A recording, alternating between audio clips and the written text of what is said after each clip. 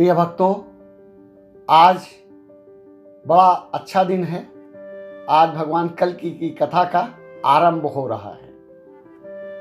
प्रिय भक्तों, भगवान कल्कि भगवान विष्णु के 10वें अवतार हैं और इस युग के मुख्य भगवान हैं। कलयुग के भगवान कल्कि ही हैं। प्रिय मित्रों, मैं भगवान श्री हरि की कल्कि अवतार लीला का बखान करूं, इसके पहले मैं उनकी लीला के विषय में कुछ चर्चा करना चाहता हूं। यह चर्चा बड़ी ही दुर्लभ, पावन, पवित्र है, जो महान पुण्यों को देने वाली है। जीवन में बड़े भाग्य से ही ऐसे सत्संग उपलब्ध हो पाते हैं। आज मैं सर्वप्रथम उन्हें प्रणाम करता हूं, जिनकी कृपा से ही मुझे ये पावन कथा प्राप्त हुई है। तो मित्रों, अब मैं कथा का आरंभ करता हूं। जय श्री गणेश, जय हो मां सरस्वती, जय श्री नर नारायण, जय श्री वेद व्यास जी। भक्तों का सदा सर्वदा मंगल करने वाले देवर्षि नारद जी को प्रणाम है। जगत के परम हितैषी सप्तर्षि गणों को प्रणाम है। आप सबसे जग के कल्याण हेतु मेरी प्रार्थना है कि इस पावन कथा को श्रद्धा और विश्वास से सुनने वाले भक्तों का मंगल हो, उनके जीवन से अभाव दूर हो, बाधाओं का नाश हो तथा उनकी मनोकामनाएं पूर्ण हो। भक्तों, भगवान कल्कि इस कलयुग के भगवान हैं। कलयुग के पूरे समय अर्थात 4,32,000 वर्षों तक इसे नियंत्रण में रखना, इसे संचालित करना तथा अंत में कलि का नाश कर पुनः सतयुग की स्थापना करना भगवान कल्कि की लीला का प्रमुख उद्देश्य है। प्रिय भक्तों, भगवान अवतार क्यों लेते हैं? ऐसे क्या कारण है कि समय समय पर इन्हें अवतार लेना पड़ता है? यदि ये अवतार न लें तो क्या होगा? ये कुछ ऐसे प्रश्न हैं जो सबके मन में उठते हैं, अतः इनका समाधान आवश्यक है। भक्तों, यह समाधान ज्ञान भक्ति को बढ़ाने वाला तथा दुर्लभ है। साधारणतया इन बातों से लोग बच के निकल जाते हैं, इनकी व्याख्या नहीं करते हैं। अतः इसे ध्यान से सुनो और समझो, क्योंकि ये लोक और परलोक दोनों के लिए परम हितकारी है। भक्तों, यह अत्यंत गंभीर विषय है, इसलिए ध्यान दें। ये जो सृष्टि, स्थित और संहार को करने वाली महाशक्ति है, जो हम सब के सामने है, जिसे आज विज्ञान भी सर्व कारण के रूप में स्वीकार करता है, जो हम सब का आदि हेतु है, वह प्रकृति है। धर्म ग्रंथों में इस प्रकृति के 5 रूप बताए गए हैं। उन 5 रूपों में माता दुर्गा, माता लक्ष्मी, माता सरस्वती, माता सावित्री और माता राधा को कहा जाता है। ये 5 देवियों को प्रकृति कहते हैं। भक्तों, इनका एक सूक्ष्म रूप है जो जड़ प्रकृति से अलग है, लेकिन इन्हीं का एक जड़ प्रकृति के रूप में इनका स्थान है। इनको कहा जाता है। जितने पदार्थ, जितनी जड़ वस्तुएं, सबका निर्धारण इन्हीं के द्वारा होता है। संसार के संचालन में प्रकृति का बहुत महत्वपूर्ण योगदान होता है। तो भक्तों, ये प्रकृति ही सृष्टि करती है। यह सबकी जननी है, माँ है। यही आदि अनादि से सबका पालन भी करती है, किंतु तब भी ये बड़ी निर्मोही है, क्योंकि सृष्टि को जन्म देते ही ये उसे अविलंब विनाश की ओर लेकर चल पड़ती है। अर्थात प्रकृति जो जननी है, जो सृष्टि करती है, तो सृष्टि करते ही उसे लेके विनाश की ओर चल पड़ती है, और जब तक सृष्टि को वहां पहुंचा नहीं देती तब तक उस ओर गतिमान रहती है। और विनाश के तुरंत बाद यह प्रकृति शांत होने के बाद सृजन का उद्योग करने लगती है, अर्थात सृष्टि का आयोजन आरंभ कर देती है। मित्रों, किंचित विचार करें कि मानव शिशु रूप में जन्म लेते ही क्या मृत्यु की ओर नहीं चल पड़ता? क्या एक एक दिन उसके जीवन काल का कम नहीं होता जाता? क्या इस तरह से देखने पर यह स्पष्ट नहीं है कि शिशु जन्म लेते ही मृत्यु की ओर चल पड़ता है? उसके जीवन का प्रत्येक पल, प्रत्येक कदम मृत्यु की ओर नहीं जा रहे हैं? तो भक्तों, कोई भी सृजन हो, चाहे मकान, चाहे कार, हवाई जहाज, परमाणु बम, जो भी सृजित होता है, सारे सृजन को एक दिन नष्ट होना पड़ता है, और सृजन आदि से अपने नष्टता अर्थात विनाश की ओर स्वतः गतिमान हो जाता है, अर्थात चल पड़ता है।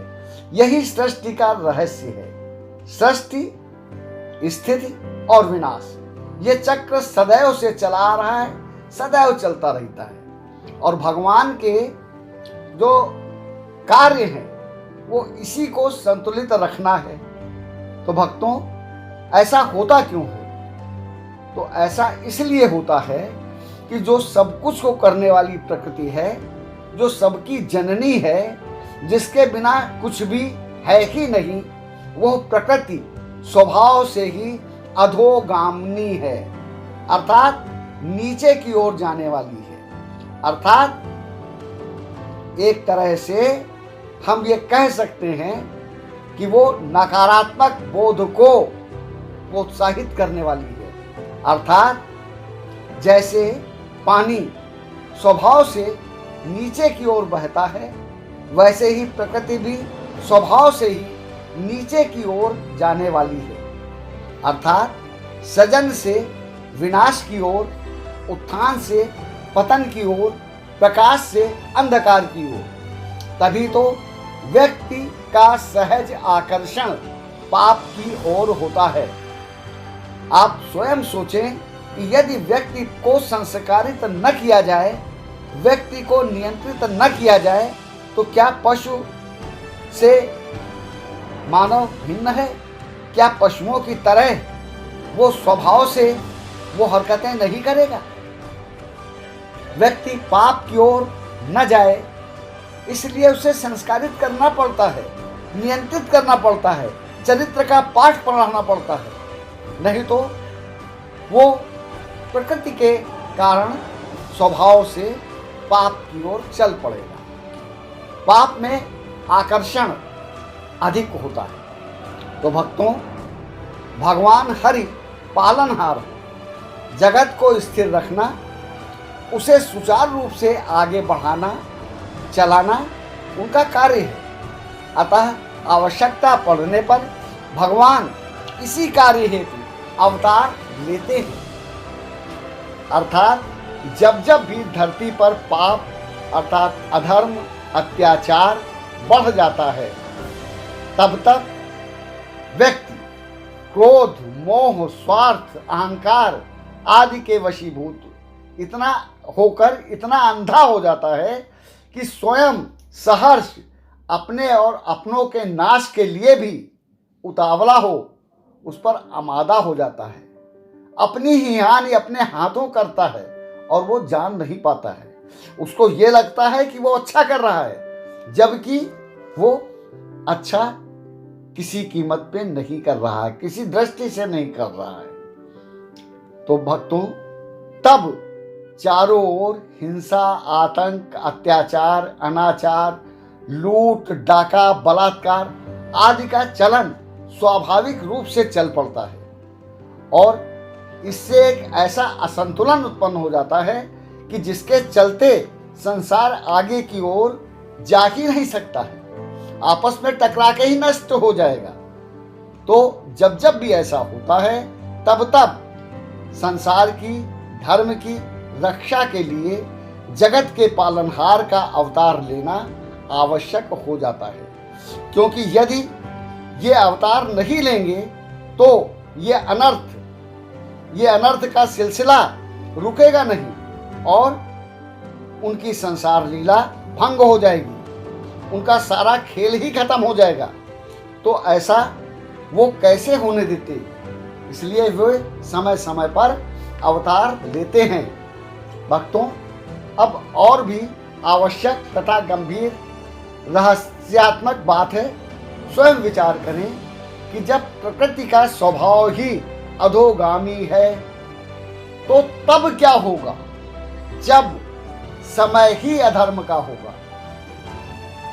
तो प्रिय मित्रों, ये जो कलयुग होता है ये अधर्म का ही राज्य है, क्योंकि कलयुग के शुरुआत में ही धर्म के 3 चरण नष्ट हो चुके होते हैं, केवल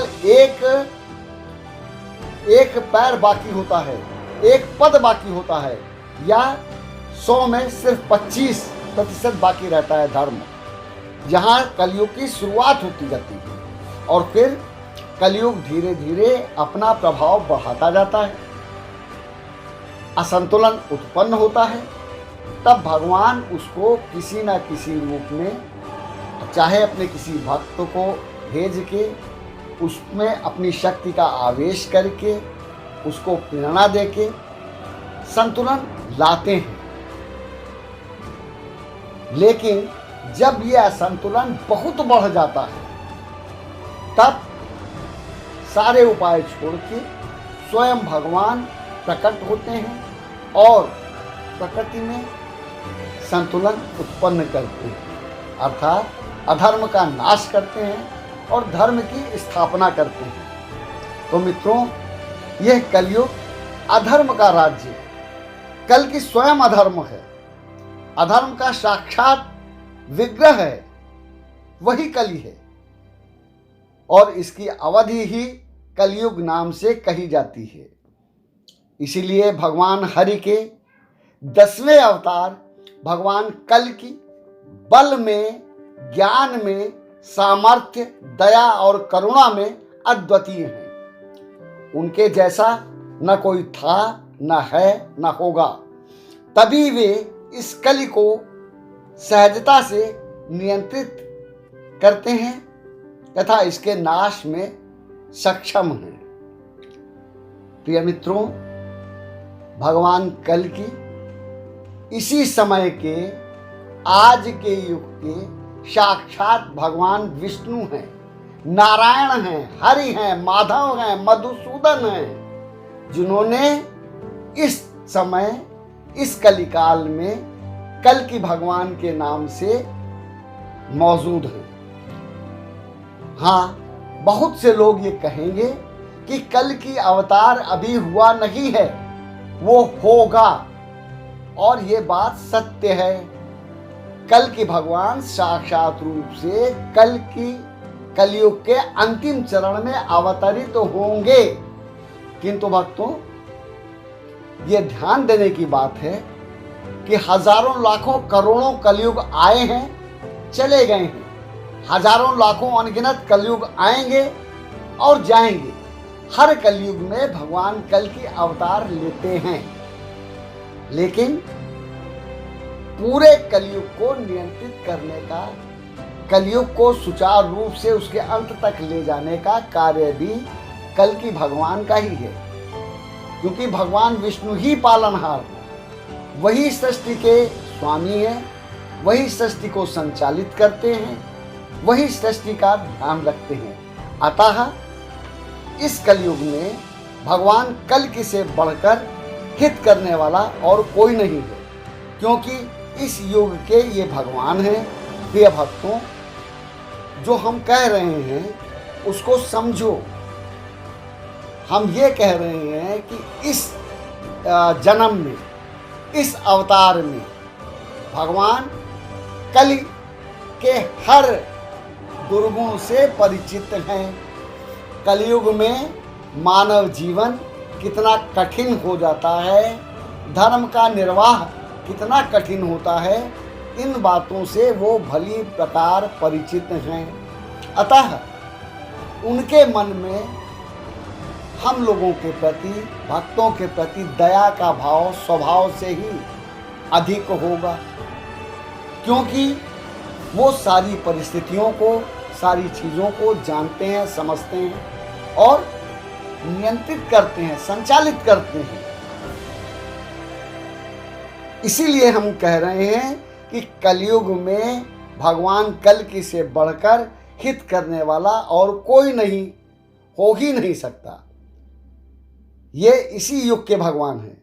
तो प्रिय भक्तों, मैंने अभी कुछ दिन पहले यही बात एक भक्त से कही, तो वो भगवान कल्कि का तो बोला कि अभी तो भगवान कल्कि का अवतार होना है, अभी तो हुआ ही नहीं, तो सबसे बढ़कर हित करने वाले कैसे हो सकते हैं। उसके इस भोलेपन पर मुझे किंचित हंसी आ गई, इससे वो कुछ असहज हो गया।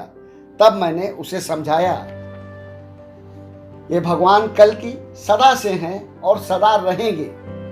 जैसे श्री गणेश शिव पार्वती के पुत्र हैं, ये सब जानते हैं। रामचरितमानस में भली प्रकार वर्णित है, बाकी भी सब ग्रंथों में वर्णित है। तो क्या बात है कि गणेश जी शिव पार्वती के पुत्र हैं और पुत्र विवाह के बाद होता है, किंतु शिव पार्वती के विवाह के समय पुरोहितों ने दोनों से, अर्थात शिव और पार्वती दोनों से सबसे पहले गणेश पूजन करवाया था। यह कथा जग प्रसिद्ध है। वैसे ही भगवान कल्कि भी सदा सदा से हैं और सदा सदा तक रहेंगे। किंचित रहस्य है, इसे जान लें।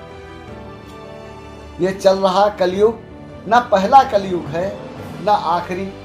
समय की धारा में न जाने कितने कलयुग आकर जा चुके हैं और आगे न जाने कितने आकर जाएंगे।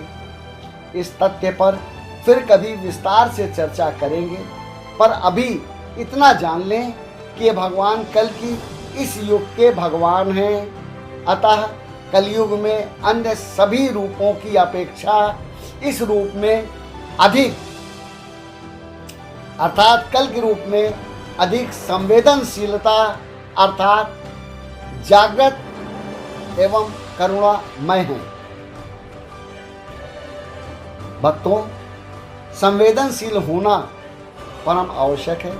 यदि कोई किसी चीज़ के लिए संवेदनशील नहीं होगा तो उसको जानेगा, समझेगा कैसे। इसीलिए हम कह रहे हैं कि ये रूप भगवान कल्कि का उपस्थित है, जागृत है एवं करुणामय है। ये भली भांति जानते हैं कि अधर्म के राज्य में भक्तों का जीना कितना कठिन होता है। अतः इनमें भक्तों के प्रति क्षमा एवं दया अधिक है। तथा ये भी जानते हैं कि इस युग में भक्तों के जीवन में अभाव और बाधाएं कितनी होती हैं। अतः यह सहजता से उसे भी दूर करने में तत्पर रहते हैं और सहजता से भक्तों की मनोकामनाएं पूर्ण करते हैं। तो प्रिय भक्तों, कल्कि भगवान की लीला कथा का प्रथम आदि खंड यहाँ पूरा होता है। अब आपसे मेरा एक निवेदन है, अनुरोध है कि इसे सब्सक्राइब कर, लाइक और शेयर करें। इसके प्रचार प्रसार में हमें सहयोग करें तथा औरों को भी इस ओर प्रेरित करें। यह एक अति पुण्य का कार्य है। इस अवसर का लाभ लें। धन्यवाद। माँ पद्मा एवं रमा के साथ भगवान कल्कि की जय हो, जय हो, जय हो।